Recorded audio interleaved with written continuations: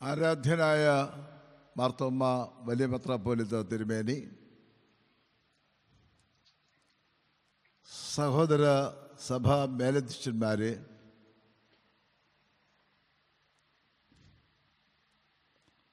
ബഹുമാനപ്പെട്ട വൈദികരെ, വികാരി ജനറൽമാരെ, ജനപ്രതിനിധികളെ, വിശ്വാസ സമൂഹമേ, ഏവർക്കും വന്ദനം. 122ാം മാരാമൺ കൺവെൻഷൻ്റെ ഈ സമ്മേളനം ഇത്രയും മാത്രം സന്തോഷത്തോടുകൂടിയും മുൻകാലങ്ങളെക്കാൾ കൂടുതൽ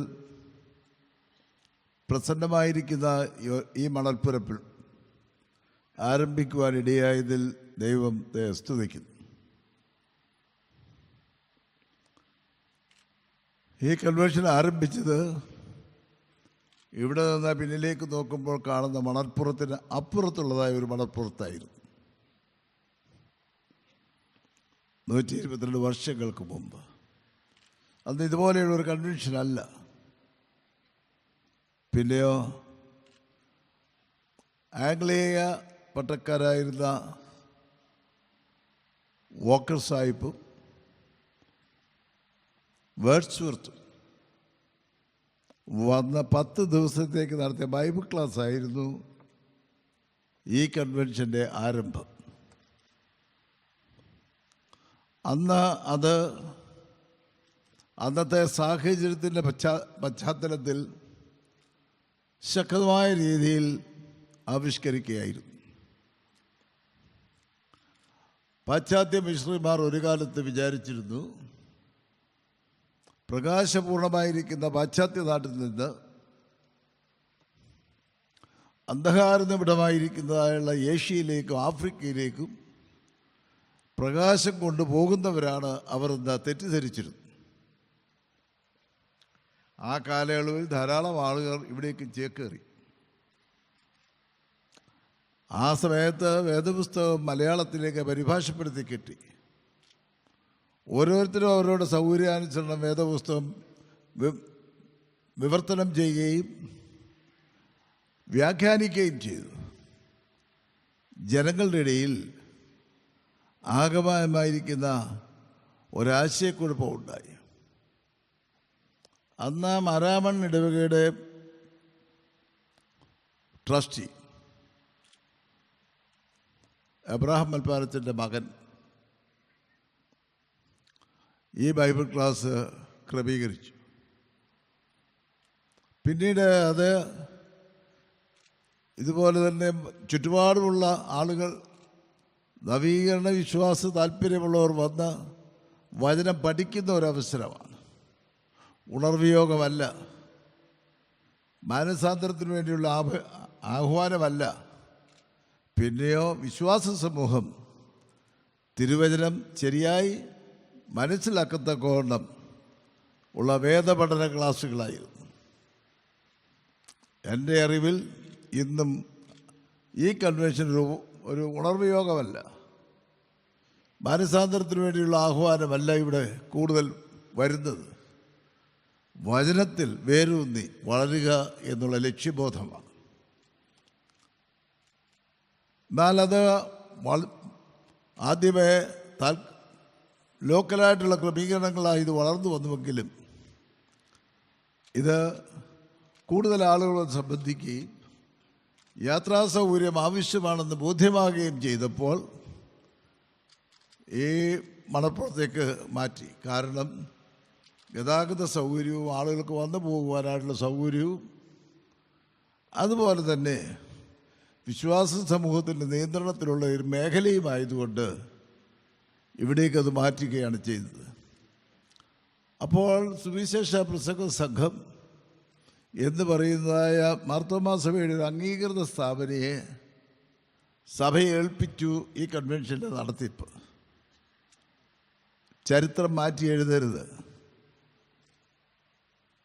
അങ്ങനെ സുവിശേഷ സഭയുടെ കൺവെൻഷനാണിത്. ഒരു അംഗീകൃത സ്ഥാപനയുടെ കമ്മിറ്റികളുടെ തീരുമാനപ്രകാരം ഇതിൻ്റെ നടത്തിപ്പുകൾ മാറ്റാൻ അവകാശവുമില്ല, അധികാരവുമില്ല, സാധ്യവുമല്ല. അതുമാത്രം ഞാൻ ഓർമ്മിപ്പിക്കട്ടെ. ഇതൊന്നും അറിയാതെ കമ്മിറ്റിയിൽ വരുന്ന ചില ആളുകൾ പ്രമേയങ്ങൾ കൊണ്ട് വന്നാൽ ഈ കൺവെൻഷൻ്റെ നടത്തിപ്പിനെ അത് ബാധകമല്ല എന്നുള്ളത് ഞാൻ ആദ്യമായിട്ട് ഓർമ്മിപ്പിച്ചു കൊള്ളട്ടെ. ആ കമ്മിറ്റിക്ക് അംഗീകൃത സ്ഥാപനയ്ക്ക് ഇത് നടത്താനായിട്ട് പ്രയാസമുണ്ടെങ്കിൽ മാർത്തോമാ സഭയിൽ വേറെ അംഗീകൃത സ്ഥാപനങ്ങളുണ്ട്. അവർ നടത്തുന്ന കാര്യത്തെക്കുറിച്ച് ചിലപ്പോൾ ആലോചിക്കേണ്ടി വന്നേക്കും എന്നുകൂടി ഞാൻ ഈ സമയത്ത് ഓർമ്മിപ്പിക്കുന്നു. രണ്ടാമതായിട്ട് എനിക്ക് പറയുവാനായുള്ള ഒരു സംഗതി, ഈ കൺവെൻഷൻ കേരള സർക്കാരിൽ നിന്ന് അത് ഇടത്തായിരുന്നാലും വലത്തായിരുന്നാലും സമ്പൂർണ്ണ സഹകരണത്തോടുകൂടി നടക്കുന്ന ഒരു കൺവെൻഷനാണ്. ഈ കൺവെൻഷൻ മണപ്പുറം പാലം മുതൽ താഴത്തെ ക്ഷേത്രത്തിൻ്റെ ഭാഗം വരെയുള്ളതായ ഈ മണൽപ്പുറം രാജഭരണകാലത്ത് തന്നെ തുടങ്ങിയതാണ്. മാർത്തോമാ സഭ കരം കൊടുത്ത് ആർജിച്ചിരിക്കുന്ന ഒരു സ്ഥലമാണ്. അടുത്ത കാലത്ത് സർക്കാർ തന്നെയും ഒരു പൈപ്പ് ലൈൻ ഇതിനെ കുറുമുറുകെ ഇടുന്നതിന് സഭയുടെ അനുവാദം വാങ്ങിച്ചിട്ടാണ് ചെയ്തത്. അനധികൃതമായി കയ്യേറിയിരിക്കുന്ന ഒരു സ്ഥലമല്ല. ചിലരുടെ ധാരണ അങ്ങനെയാണ്. എന്നും ഞാൻ ഈ സമയത്ത് സർക്കാരിൻ്റെ ചുമതലയിലുള്ളവരെയും അതിനെക്കുറിച്ച് സംശയമുള്ളവരെയും കൂടെ ഓർമ്മിപ്പിക്കട്ടെ. ആ കരം ഇന്നും നൽകിക്കൊണ്ടാണ് ഓരോ വർഷവും നൽകിക്കൊണ്ടാണ്. കരക്കുടിശ്ശികയില്ലാത്ത ഒരു ഒരു സ്ഥലമാണ് ഈ മണൽപ്പുറം എന്നുള്ളത് ഓർമ്മിപ്പിക്കട്ടെ. മൂന്നാമത്, പ്രായോഗികമായിരിക്കുന്ന ഈ കൺവെൻഷനിലെ 4 യോഗങ്ങൾ സ്ത്രീകൾക്കും പുരുഷന്മാർക്കും കുട്ടികൾക്കും ഒരുപോലെ സംബന്ധിക്കാവുന്നതുണ്ട്. നിക്കോദിമോസ് യേശുവിനെ കാണാൻ രാത്രിയിൽ മാത്രം പോയെന്ന് പറഞ്ഞതുപോലെ രാത്രിയിൽ മാത്രം കേട്ടതിലെ സുവിശേഷം ആകത്തുള്ളൂ എന്ന് വിചാരിക്കുന്ന കുറേ സ്ത്രീകളല്ല,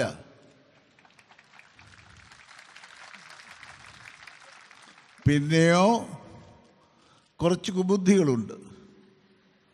അവർക്കൊരു നേതൃത്വം വേണം. പത്രത്തിൽ പേര് വരണം, ഈ സീരിയൽ പേരും വരണം, വ്യാഖ്യാനം പറയുവാനായിട്ട്. അങ്ങനെ ഉള്ള ഒരു ചെറിയ കൂട്ടം മതി. അസാരം പുളിമാവും പിണ്ടത്തെ പുളിപ്പിക്കുന്നെന്ന് പറയുന്നത് പോലെ ഇതിൻ്റെ സാംസ്കാരികമായിരിക്കുന്നതായുള്ള ധന്യതയെ വഷളാക്കുവാനായുള്ള പ്രവണത ഉണ്ട് എന്നുള്ളത് ദുഃഖകരമാണ്. നിശ്ചയമായിട്ടും ഇവിടെയുള്ള വിശ്വാസ സമൂഹം ആ പ്രവണതയെ അംഗീകരിക്കുകയില്ല എന്ന ഉത്തമ വിശ്വാസം. ഇനി ഒരു കാര്യം കൂടെ ഞാൻ ഈ സമയത്ത് ഓർമ്മിപ്പിക്കുവാൻ ആഗ്രഹിക്കുന്നു. മാറി വരുന്നതായുള്ള സാഹചര്യങ്ങളിൽ നമുക്ക് നിശ്ചയമായിട്ടും മൂല്യബോധമുള്ള ഒരു ജനാധിപത്യമാണ് നിലനിൽക്കേണ്ടത്. ഇന്ന് രാഷ്ട്രത്തിൽ എവിടെ നോക്കിയാലും, അമേരിക്കയിലാണ് പ്രകാശപൂർണമായിരുന്ന അമേരിക്കയിൽ പോലും മൂല്യബോധമുള്ള ജനാധിപത്യം ഇതുണ്ടോ? പിന്നെ അന്ധകാര നിമിടമായിരുന്നതാണ് ഇവിടെ. നമുക്ക് സ്വാതന്ത്ര്യം കിട്ടിക്കഴിഞ്ഞപ്പോൾ സ്വാതന്ത്ര്യം എന്തെന്നറിയാൻ വയ്യാതെ കാണുന്ന ജൽപ്പനങ്ങൾ നമ്മുടെ സംസ്ഥാനത്തും അയൽ സംസ്ഥാനങ്ങളിലും ഉത്തരേന്ത്യയിലുമൊക്കെ കാണുന്നു. മനുഷ്യന് വിലയില്ല. അതേസമയം വളർത്തുമൃഗമായിരിക്കുന്ന ഒരു നായ്ക്ക് ഉള്ള വില പോലും മനുഷ്യനില്ലാത്ത ഒരു വ്യവസ്ഥിതിയാണ് കേരളത്തിലുള്ളത്. ആട്ടിറച്ചി വാങ്ങിച്ചൊരു വീട്ടിൽ വച്ചിരുന്നു, ഒരു മുഹമ്മദിയ ഭവനത്തിൽ. അത് മാട്ടിറച്ചിയാണെന്നും പറഞ്ഞുകൊണ്ട് മനുഷ്യനെ തല്ലിക്കുന്നു. ഇതാണോ വിശ്വാസ സമൂഹത്തിൻ്റെ ഭക്തി എന്ന് നാം പ്രത്യേകിച്ച് ഓർക്കേണ്ടതാണ്. ഇങ്ങനെയുള്ള കുൾപ്രചരണങ്ങളിൽ നമ്മൾ വികാരഭരിതരാകരുത്. സഹനത്തോടുകൂടെ ഇങ്ങനെയുള്ള പ്രവർത്തനങ്ങളെ അവഗണിച്ചങ്ങ് വിട്ടുകഴിഞ്ഞാൽ അതാണ് ഏറ്റവും മത്സരിക്കാൻ പോകുന്നതിനേക്കാളിൽ, വാഗ്വാദത്തിന് പോകുന്നതിനേക്കാളിൽ ഏറ്റവും നല്ലതെന്ന് വിശ്വസിക്കുന്ന കൂട്ടത്തിലാണ് ഞാൻ. അത് ഞാൻ ഓർമ്മിപ്പിക്കട്ടെ. ഇനിയും ഒരു കാര്യം എനിക്ക് പറയാനുള്ളത്, ദീർഘനാളുകൾ ഈ മണപ്പുറത്ത് വിജിലൻസിൻ്റേതായിരിക്കുന്ന ചുമതല കൊണ്ട് എവിടെയും ഏത് സമയത്തും എപ്പോഴും ഉണ്ടായിരുന്ന കോഴഞ്ചേരി മാത്തുപ്പാനെന്ന് എല്ലാവരും വിളിക്കുന്ന മേലെപ്പിടിയയിലെ മാത്യു ദൈവസന്നിധിയിലേക്ക് വിളിക്കപ്പെട്ടു. ആത്മാർത്ഥതയോടുകൂടെ ഈ മണപ്പുറത്ത് മുഴുവനും ജാഗരിച്ചിരുന്ന അദ്ദേഹത്തിൻ്റെ സേവനങ്ങളെ ഞാൻ ഈ സമയത്ത് അനുസ്മരിക്കുന്നു. അദ്ദേഹത്തിൻ്റെ സേവനങ്ങൾക്ക് വേണ്ടി ദൈവത്തിന് സ്തോത്രം ചെയ്യുന്നു. ഇനിയും ഞാൻ വളരെ ചുരുക്കമായിട്ട് പറയുവാനായിട്ട് പോകുന്ന ഈ കൺവെൻഷനിൽ നമുക്ക് എന്ത് സാധിക്കണമെന്നുള്ളതാണ്.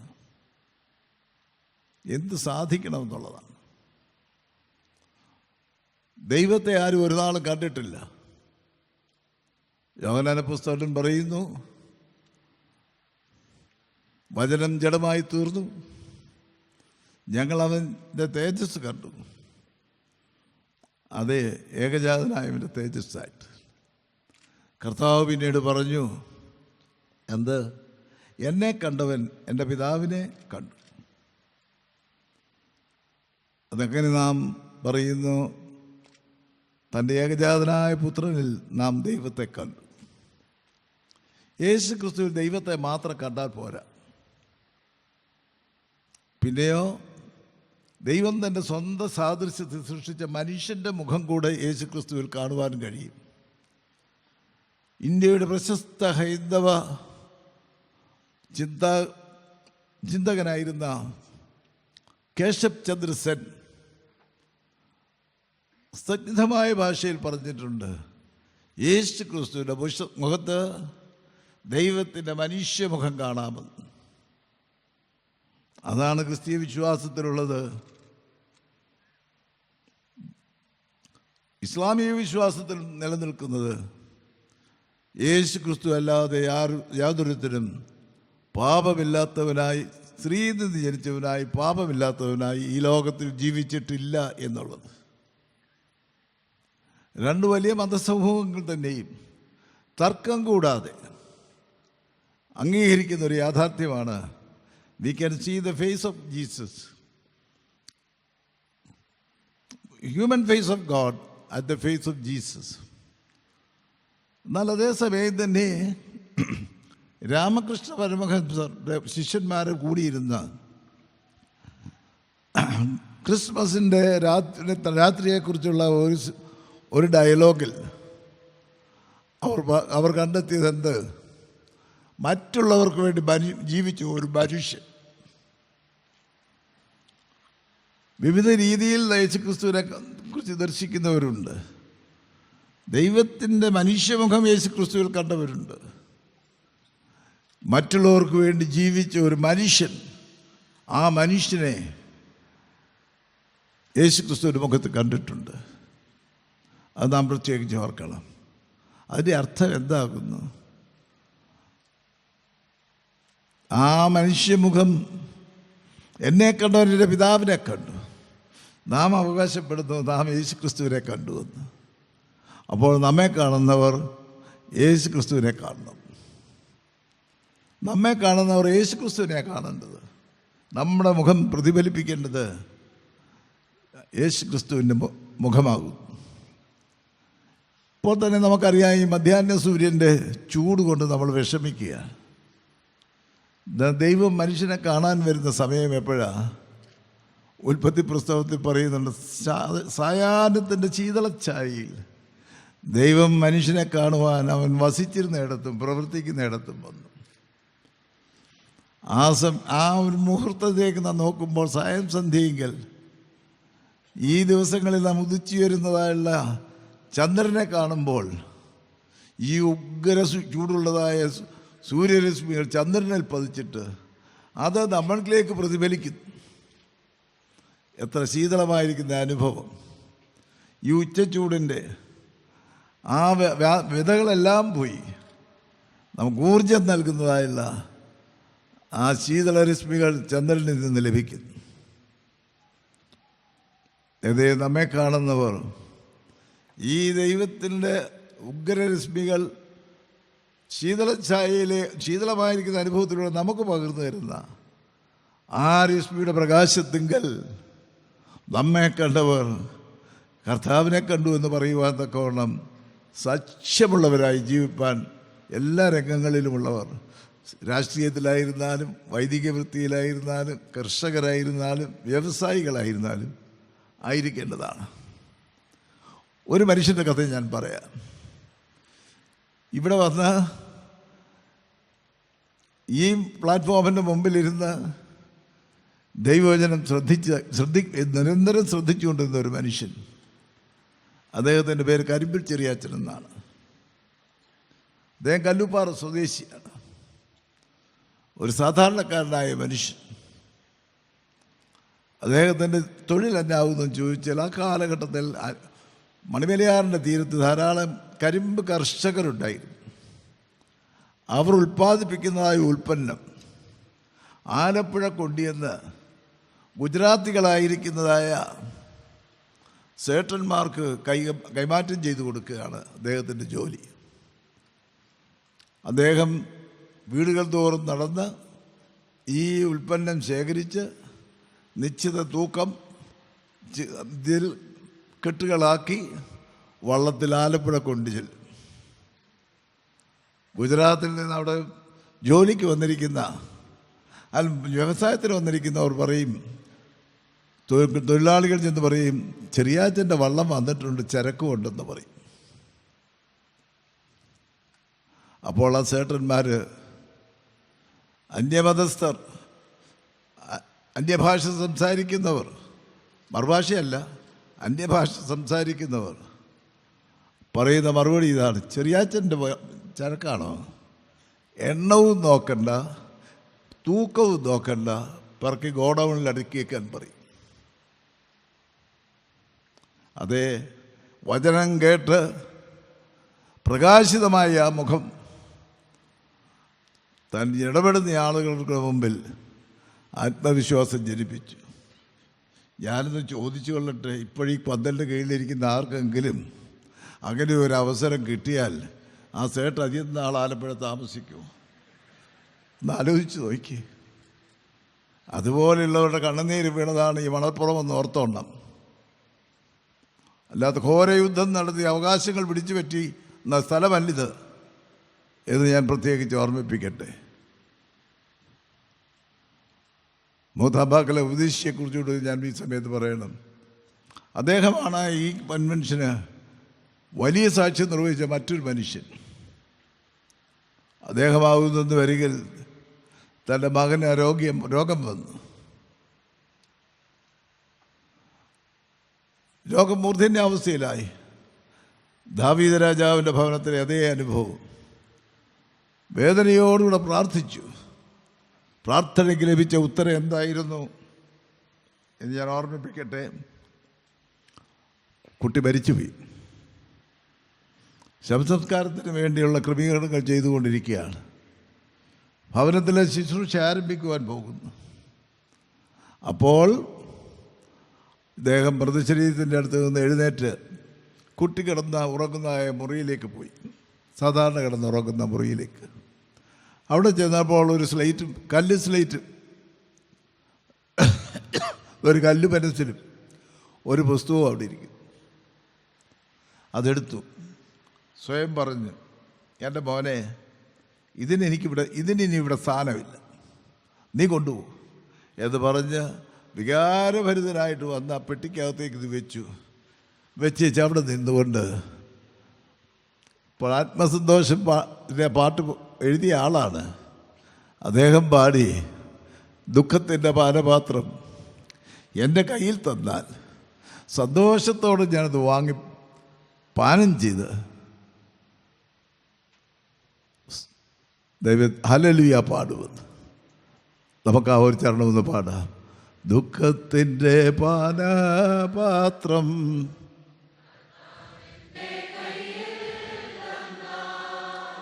സന്തോഷത്തോടതു വാങ്ങി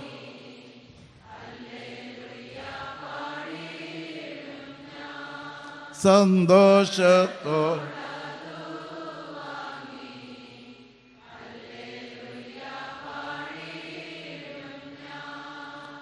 ആ വലിയൊരു അനുഭവം, ആ വിശ്വാസം ഈ മണൽപ്പുറത്ത് നിന്ന് ഉയർന്നതാണ്.